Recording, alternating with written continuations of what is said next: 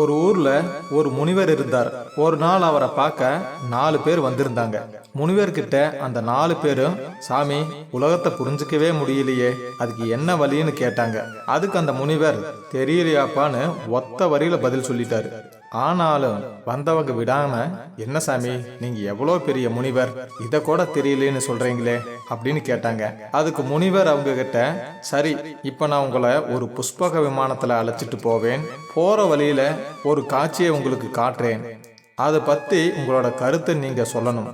கருத்து தப்பா இருந்துச்சுன்னா இந்த விமானம் உங்களை கீழே தள்ளி விட்டுடும் அப்படின்னாரு.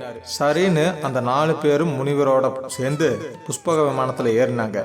கொஞ்ச தூரம் போன பிறகு ஒரு இடத்துல ஒரு புலி குட்டி போட்டுக்கிட்டு இருந்துச்சு. குட்டி போட்ட பிறகு தனக்கும் தன் குட்டிகளுக்கும் பசிக்கு இறை தேடி அந்த பக்கமா போனது.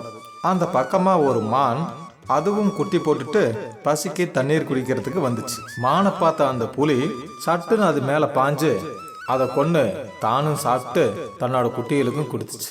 அதை சாப்பிட்டு அந்த புலிக்குட்டிகளுக்கு சந்தோஷம். இந்த பக்கமா தன் அம்மாவை பறிகொடுத்த மான் குட்டிகளுக்கு வருத்தம்.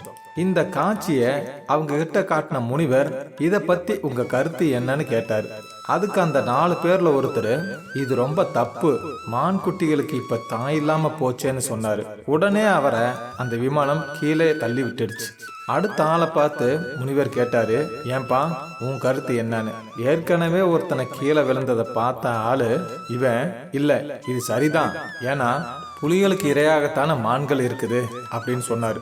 உடனே அவரையும் விமானம் கீழே தள்ளி விட்டுடுச்சு. இதையெல்லாம் பார்த்துட்டு இருந்த அடுத்த ஆளு ரொம்ப உஷாரா சொன்னா, இது தப்பும் இல்லை சரியும் இல்லைன்னு. உடனே அவனையும் அந்த விமானம் கீழே தள்ளிடுச்சு. கடைசியா விமானத்தில் இருந்தவனை பார்த்து கேட்டாரு முனிவர், ஏன்பா, உன் கருத்து என்னன்னு. அதுக்கு அவன் என்ன சொன்னான்னு தெரிஞ்சுக்கிறதுக்கு முன்னாடி இந்த வீடியோவுக்கு ஒரு லைக் கொடுத்துடுங்க. அதுக்கு அவன், தெரியலையே சாமின்னு சொன்னான். இந்த முறை அவன் அந்த விமானம் கீழே தள்ளல, 2 பேரையும் செமந்துக்கிட்டு பயணம் செய்ய ஆரம்பிச்சது. நீதி, நம்ம வாழ்க்கைக்கு எது தேவையோ அதை மட்டும் புரிஞ்சுக்கிட்டா போதும். தேவையில்லாத விஷயங்கள் தெரிஞ்சுக்க முயற்சி செய்யறது அனாவசியம். அது போல தனக்கு அறிவில்லாத விஷயங்கள் குறித்து தனக்கு தெரிஞ்ச மாதிரி பேசுறதும் அனாவசியம். தெரியாத விஷயங்களை தெரியாதுன்னு ஒத்துக்கிறது தான் உத்தமம். இந்த கதை உங்களுக்கு பிடிச்சிருந்ததுன்னா லைக் பண்ண மறந்துடாதீங்க. புதுசாக நம்ம சேனலுக்கு வந்தவங்க நம்ம சேனலை சப்ஸ்கிரைப் பண்ணி அந்த பெல் பட்டனை ஆள்னு போட்டுங்க.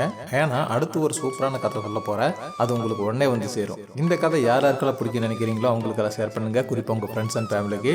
இந்த கதைகள் பற்றிய உங்களது மேலான கருத்துக்களை கமெண்ட் பாக்ஸில் வந்து கமெண்ட் பண்ணுங்க. இன்னும் நிறைய கதைகளை பார்ப்போம். லைக் பண்ணுங்க, ஷேர் பண்ணுங்க, கமெண்ட் பண்ணுங்க, சப்ஸ்கிரைப் பண்ணுங்க. அது வரைக்கும் நன்றி நண்பர்களே.